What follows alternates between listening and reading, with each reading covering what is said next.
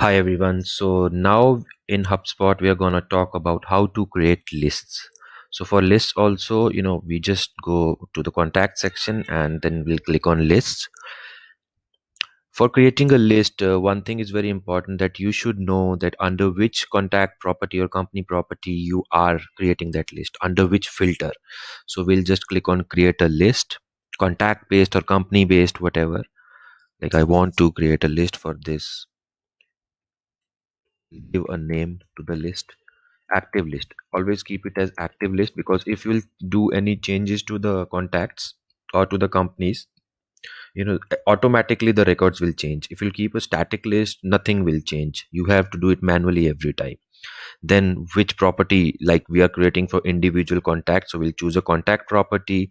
Then we'll search for the property. Like for example, let's choose any of the property. First conversation is equal to any of the option, like one. If you have created that particular option while creating the list, create option one, apply filter.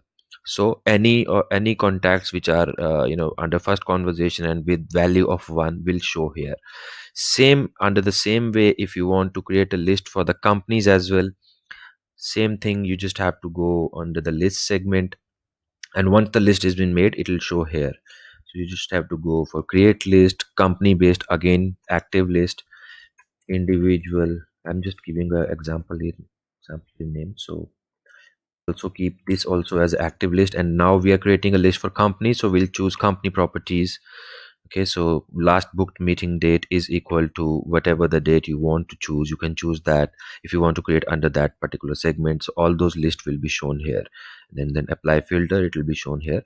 Once it is shown here, you just have to click on save list for contacts and companies both. Once it is saved, it does take time. It sometimes it does take a few more seconds to buffer and show, to represent that present the lists here. But do not get panic at that time. Just refresh your after clicking on save list, just refresh your browser once and it will be shown here. Apart from that, if you want to do some marketing campaigns, you can just click on marketing and then on email. Then you can start sending emails. So this is a basic version. Okay, so I'm getting this much. Okay, so here if you want to integrate your HubSpot with MailChimp or another provider, you can do that as well. So once you are done with that setup, so you just have to click on create email. Then just select your template if you want to have for your particular template. Here also under the templates, if you want to add some tags, like for example, contact first name tag is already here. Okay, so design, under the design you can choose various designs for templates, for textiles, for buttons. Everything is here. For content also, you have lots of images, text, everything. Anything you want to add, you can do that. Okay, apart from that, if you want to add something like we'll call it uh, some other tags, so you just need to click on personalize first of all, where you want to add it.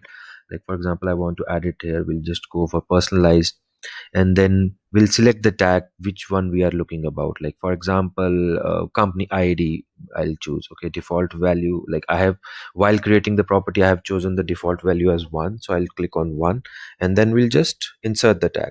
So once the particular campaign has been running, so this will be chosen automatically via the synchronization done with the company list or the contact list or the property list that you have created. Then you just need to go for the settings, that from which address you're going, subject line whichever you want to choose, preview text if you want some preview text. So preview text are something like this. I'll show you preview text. Like this is the subject line and this is the preview text. Okay, something which we can, from which we can get a brief idea about. So if you want to do that, you can do that as well. Then for send and schedule, you just need to select the list. Okay, currently I don't have any list, so whatever the list name will be, you will just get the name here. You can select that particular list and don't send it to, if you want to have something kind of a list which, for which people you don't want to send it to the, so you can select that from here.